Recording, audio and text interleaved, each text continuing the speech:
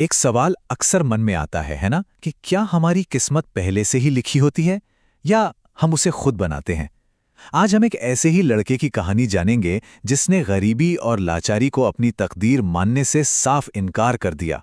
एक पिता का इससे बड़ा सपना और क्या हो सकता है। हरदेव, जो कि एक गरीब किसान थे, बस इतना ही चाहते थे कि उनका बेटा मोहन वो जिंदगी ना जिए जो उन्होंने खुद जी है। और बस यही छोटी सी ख्वाहिश इस पूरी कहानी की शुरुआत बनी। तो चलिए उस दुनिया में चलते हैं जिसमें मोहन ने अपनी आंखें खोली थीं। उसकी जिंदगी की शुरुआत ही एक कभी न खत्म होने वाले संघर्ष से हुई।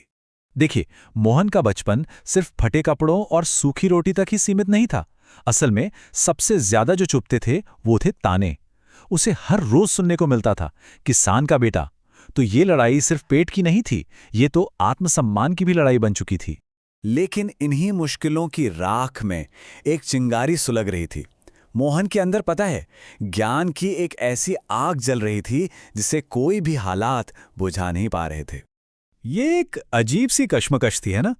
मोहन का दिमाग वो ज्ञान के लिए तरसता था, लेकिन उसके परिवार की गरीबी उसे किताबों तक पहुंचने ही नहीं देती थी। मतलब भूख तो थी, पर उसे मिटाने का कोई जरिया नहीं था।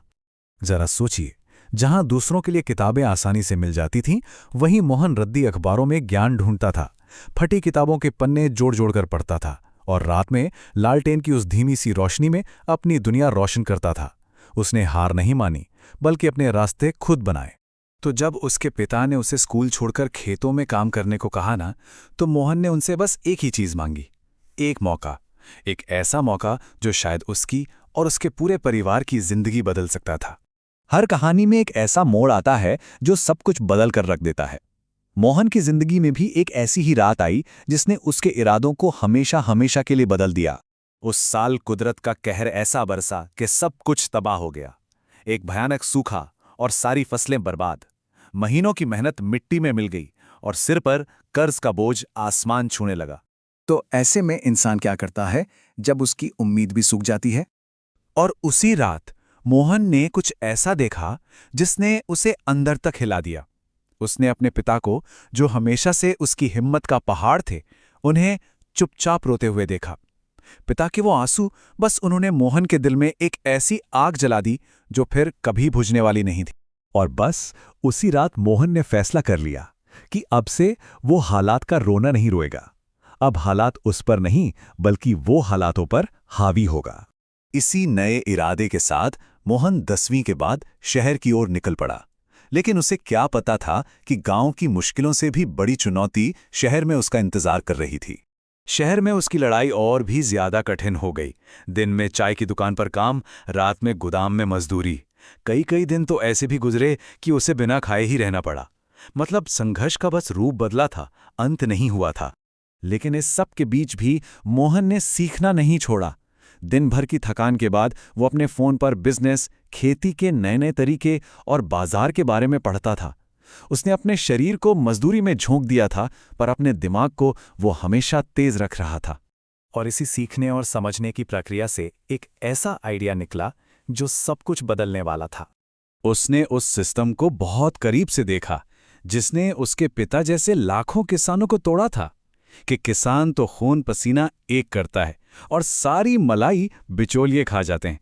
अब जाके मोहन को असली जड़ समझ में आई थी।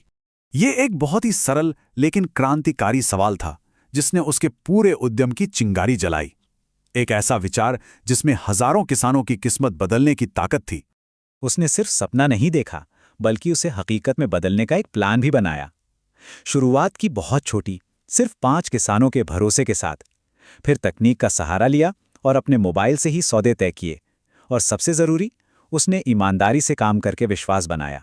तो इस छोटे से आइडिया का हुआ क्या?